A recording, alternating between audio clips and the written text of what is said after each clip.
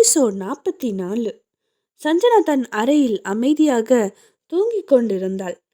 அதை பார்த்த இனியா சஞ்சனாவின் வயிற்றை பார்த்துவிட்டு, சாரி குட்டி என்று கூறிக்கொண்டே தலகாணியை எடுத்து சஞ்சனாவின் முகத்தில் வைத்து அழுத்த ஆரம்பித்தாள்.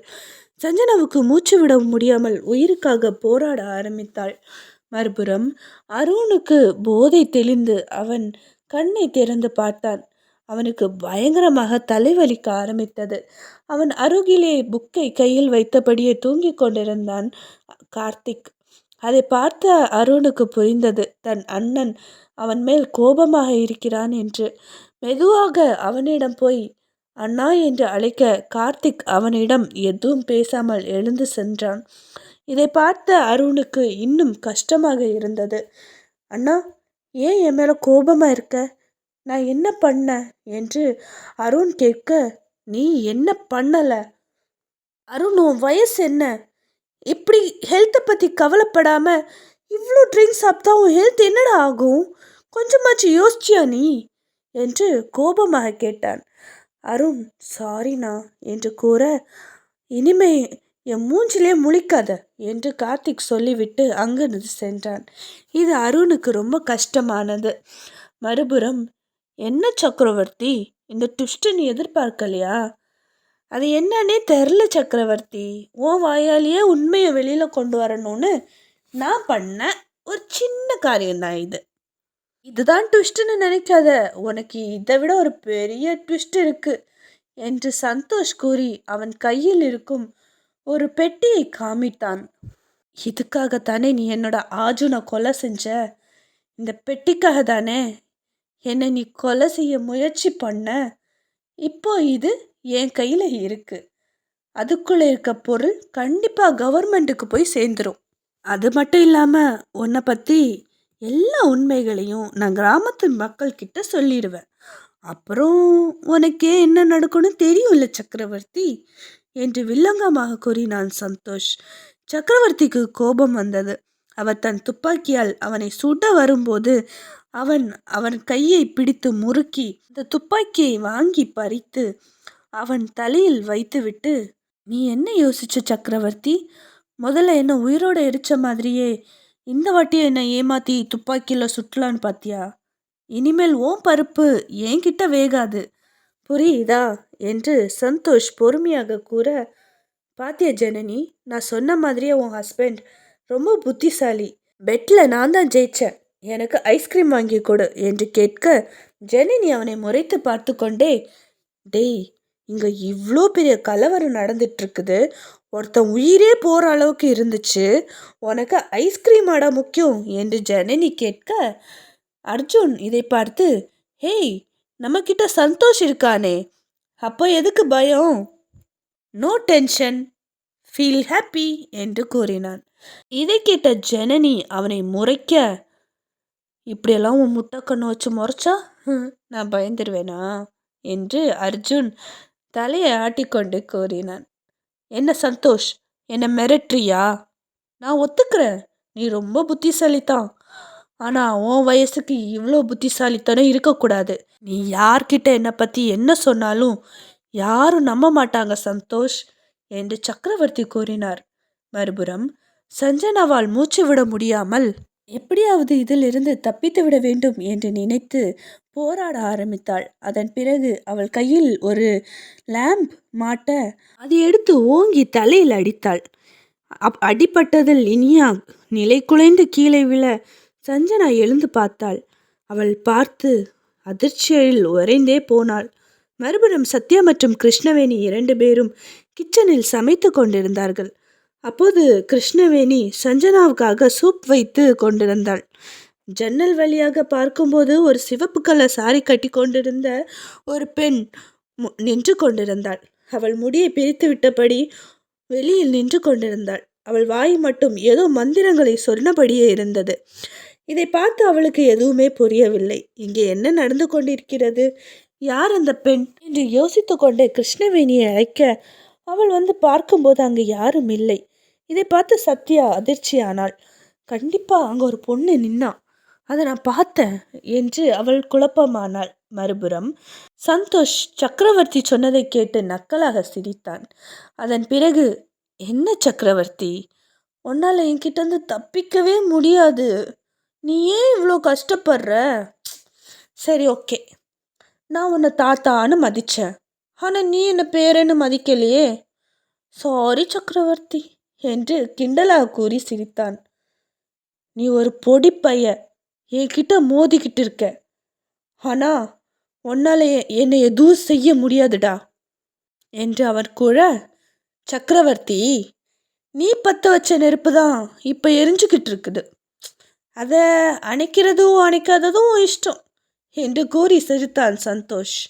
அப்போது சக்கரவர்த்தி, நீ எப்படி அந்த நெருப்புலேருந்து தப்பிச்ச என்று கேட்க, சக்கரவர்த்தி, நீ பார்த்த எல்லாமே இல்யூஷன் மட்டும்தான், அது ரியல் கிடையாது. ஹோல் லாங்குவேஜில் சொல்லணுன்னா, இந்த அரண்டவனுக்கு இருண்டதெல்லாம் பேய், சிலருக்கு இந்த ராத்திரியில் கண்ணு தெரியாமல் பசுமாடு கூட தெரியாதுன்னெல்லாம் சொல்லுவாங்களே, அந்த மாதிரி என்று கூறிக்கொண்டே சந்தோஷ் அங்கிருந்து திடீரென்று மறைந்தான். இதை அங்கிருக்கும் யாரும் எதிர்பார்க்கவில்லை. என்னடா இவன் இவ்வளோ நேரம் சக்கரவர்த்திக்கு மட்டும்தான் ட்விஸ்ட்டு கொடுத்துட்டு இருந்தான், இப்போ நமக்கே ட்விஸ்ட்டு கொடுக்குறானே, ஒருவேளை இவன் பேயா இருப்பானோ? சேச்சே, சந்தோஷ் நம்ம பையன், நம்ம கிட்டலாம் அப்படி விளையாட மாட்டானே. ஆமாம், இவன் உண்மையான சந்தோஷ் இல்லைனா உண்மையான சந்தோஷ் எங்கப்பா என்று அர்ஜுன் யோசிக்க ஆரம்பிக்க, அவன் தோளில் ஒரு கை வந்து பிடித்தது. அர்ஜுன் திரும்பி பார்த்தான். அங்கே சந்தோஷ் நின்று கொண்டிருந்தான். அந்த நேரம் சந்தோஷ் என்று அழைக்கும் போதே அவன் அங்கிருந்து மறைந்து விட்டான். அர்ஜுனுக்கு எதுவும் புரியவில்லை. இங்கே என்னப்பா நடந்துட்டு இருக்குது என்று யோசித்து கொண்டிருக்க, ஜனனியின் நிலையோ அவள் சிலையாகவே நின்று விட்டாள். அந்த நேரம் திடீரென்று சக்கரவர்த்தியின் தலையில் யாரோ துப்பாக்கி வைக்க அவர் திரும்பி பார்த்தார். அங்கே சந்தோஷ் நின்று கொண்டிருந்தான். அப்போது சந்தோஷ் சிரித்து கொண்டே, என்ன சக்கரவர்த்தி, நீ வச்ச நெருப்பு ரொம்ப பற்றிக்கிட்டு எரியுது போல, குழப்பமா இருக்கா? சரி, நீ குழம்பாத, நான் தான் உண்மையான சந்தோஷ் என்று கூற, அந்நேரம் சக்கரவர்த்தி, டேய் என்னடா வித்த காமிக்கிறியா, என்னடா பண்ணிட்டு இருக்க நீ, நான் யாருன்னு தெரியாமல் நீ என்கிட்ட மோதிட்டு இருக்க என்று சக்கரவர்த்தி கூறும்போதே அவர் தலையில் இன்னொரு துப்பாக்கி வந்தது. உடனடியாக அவர் அங்கே பார்க்கும்போது அங்கே ஆர்ஜுன் நின்று கொண்டிருந்தான். மறுபுறம், இனியா நீயா என்று ஆச்சரியமாக கேட்ட சஞ்சனாவின் கண்களை அவளாலேயே நம்ப முடியவில்லை. இனியாவுக்கு என்ன சொல்வது என்று தெரியாமல் முழித்து கொண்டிருந்தாள். இனியா அப்போது, சஞ்சனாக்கா அது என்று கூறவும் சஞ்சனா எதுவும் பேசாமல் அங்கிருந்து எழுந்து சென்றாள். இதை பார்த்த இனியாவுக்கு ஒரு மாதிரியாகவே இருந்தது. இனியாவின் தலையிலிருந்து இரத்தம் வந்து கொண்டிருந்ததை பார்த்து சஞ்சனா மருந்து எடுத்து வந்தாள். அவள் எதுவும் பேசாமல் இனியாவை அமர வைத்து ஃபர்ஸ்ட் எய்ட் செய்து கொண்டிருக்க, இனியாவுக்கு இது என்னவோ மாதிரி ஆனது. நம்ம அவங்க குழந்தைய அழிக்க பார்த்துருக்கோம், ஆனால் அவங்க எனக்கு நல்லது செய்கிறாங்க. நான் கங்கா அத்தை பேச்சு கேட்டு ரொம்ப பெரிய தப்பு பண்ணிட்டேன். அவங்க மட்டும் என்னை மிரட்டாமல் இருந்திருந்தா கண்டிப்பாக இப்படி ஒரு வேலையை நான் செஞ்சுருக்க மாட்டேன்.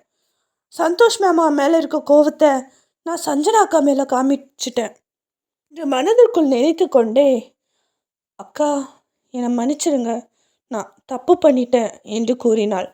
சஞ்சனா எதுவுமே பேசவில்லை. அவளுக்கு ஃபர்ஸ்ட் எய்ட் செய்து கொண்டே இருந்தாள். இது அவளுக்கு கஷ்டமானது.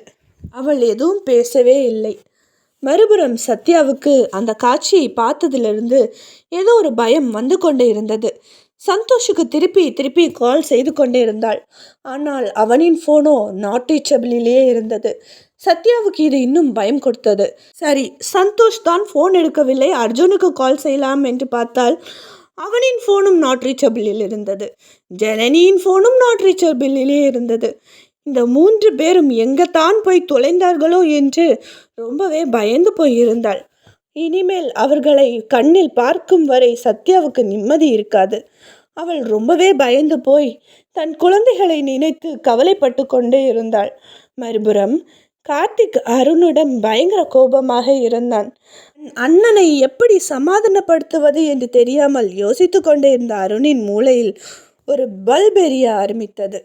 அவன் யாருக்கோ ஃபோன் செய்து ஏதோ சொல்லிவிட்டு அப்படியே பால்கனியில் நின்று பார்த்து கொண்டிருந்தான். கார்த்திக் வேலைக்கு கிளம்ப தயாராகி வெளியில் நின்று கொண்டிருந்தான். அங்கே சில குழந்தைகள் கையில் பலூன் வைத்து கொண்டிருந்தார்கள். அதில் ஒவ்வொரு பலூனிலும் சாரி என்ற ஒரு வார்த்தைகள் இருந்தது. இதை பார்த்து என்ன சொல்வதென்றே தெரியவில்லை. அவன் கண்கள் அருணை தேட ஆரம்பித்தது. அப்போது அவன் பால்கனியிலிருந்து ஒரு பெரிய பலூனில் ஒரு சேட் எமோஜி ஃபேஸுடன் சாரி என்ற பலூனுடன் நின்று கொண்டிருந்ததை பார்த்த கார்த்திக் சிரித்து விட்டான். நீ இன்னும் குழந்தை தாண்டா என்று மனதிற்குள் நினைக்க, கார்த்திக் சிரித்ததை பார்த்த அருணுக்கு அப்போதுதான் நிம்மதி வந்தது. அந்த சந்தோஷத்தில் அந்த பலூனை அப்படியே வானத்தில் பறக்க விட்டான்.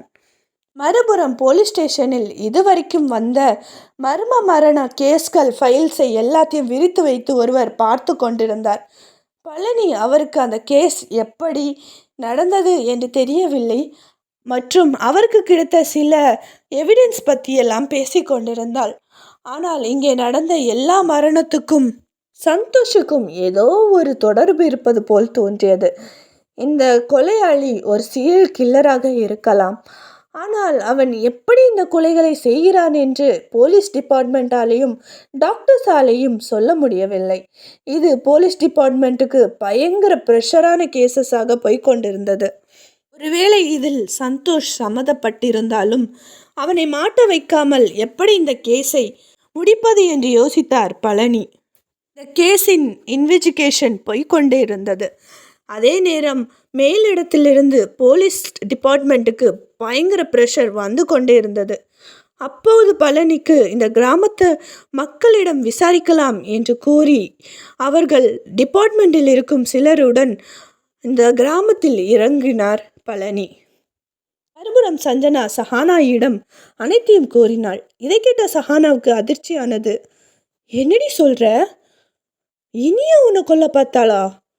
ஏண்டி? ஒன்று கொள்றதுல அவளுக்கு என்ன கிடைக்க போகுது? சே, இவ்வளோ கேவலமாக நடந்துக்கிறா பாரு. அவள் வயசுக்கும் அவள் நடந்துக்கிறதுக்கும் எந்த சம்மதமும் இல்லை என்று சஹானா சலிப்பாக கூறினாள். இதை கேட்ட சஞ்சனா, அவன் ஏன் இப்படி பண்ணான்னெல்லாம் எனக்கு தெரியலக்கா. கண்டிப்பாக இதெல்லாம் அவளை செஞ்சிருக்க மாட்டான். இதுக்கு பின்னாடி கண்டிப்பாக கங்காவோட கை இருக்கும். சந்தோஷ பழி வாங்கணுங்கிற பேரில் என்ன கொல்ல பார்க்குறா போல.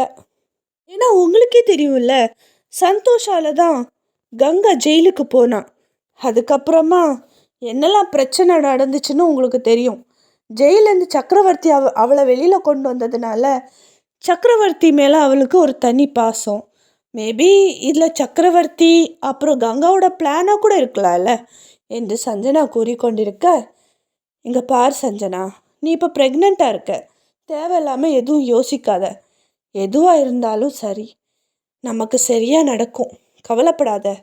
உன் பாப்பாவுக்கு எதுவும் ஆகாமல் நாங்கள் பார்த்துக்குறோம். இனிமேல் நான் இல்லை அம்மா அத்தை யாராவது உன் கூட இருந்துகிட்டே இருக்கும். அப்போது உனக்கு பிரச்சனை வராது என்று கூறிக்கொண்டிருக்க சஞ்சனாவுக்கு வலி வர ஆரம்பித்தது. அவள் அப்படியே வலியில் கத்த ஆரம்பித்தாள். சஹானாவுக்கு என்ன செய்வதென்றே தெரியாமல் அவள் அம்மாவை ரொம்ப சத்தமிட்டு அழைத்தாள். சஹானா கத்தும் சத்தம் கேட்டு வீட்டில் இருக்கும் அனைவரும் பயந்து ஓடி வந்து பார்க்கும்போது சஹானா வலியில் துடித்து கொண்டிருந்தாள். கோபால் உடனடியாக சஞ்சனாவை தூக்கி கொண்டு ஹாஸ்பிட்டலுக்கு சென்றார்கள். உடனடியாக சத்யா தன் கணவருக்கு ஃபோன் செய்தாள். ஆனால் அவரின் ஃபோனோ நாட் ரீச்சபிளில் இருந்தது. சத்யாவுக்கு என்ன செய்வதென்று தெரியாமல் பதறி இருந்தாள். சஞ்சனாவை ஆப்ரேஷன் தியேட்டருக்கு கூட்டி சென்றார்கள். அப்போது ஒரு டாக்டர் வெளியில் வந்து, நார்மல் டெலிவரிக்கு சான்ஸே கிடையாது, கொஞ்சம் சீரியஸான நிலைமையாக இருக்குது, ஸோ உடனடியாக ஆப்ரேஷன் பண்ணியாகணும், பிளட்டு தேவை, உங்களுக்கு முடிஞ்சால் ஏதாவது டோனரை கண்டுபிடிச்சி கூட்டிகிட்டு வாங்க, அவங்களோட பிளட்டு ரொம்ப ரேர் பிளட்டாக இருக்கிறனால இது எங்களோட பிளட் பேங்கில் இல்லை என்று அவள் கூற எல்லோரும் உடைந்து போனார்கள். என்ன நடந்தாலும் தாயும் சேயும் நன்றாக இருந்தாலே போதும் என்று மனதிற்குள் சாமியை வேண்டிக் கொண்டார்கள். சத்யாவின் நிலைமையோ ரொம்ப கஷ்டமானது. காரணம், மகனின் ஃபோன் நாட் ரீச்சபிளில் இருக்க தன் கணவரின் ஃபோனும் நாட் ரீச்சபிள்லேயே இருந்தது. இங்கே மகள் உயிருக்கு போராடி கொண்டிருக்க என்ன செய்வது என்று தெரியாமல் கண்ணீர் விட்டாள் சத்யா. சஹானா தன் அம்மாவை சமாதானம் செய்தாள். மீண்டும் சந்திப்போம்.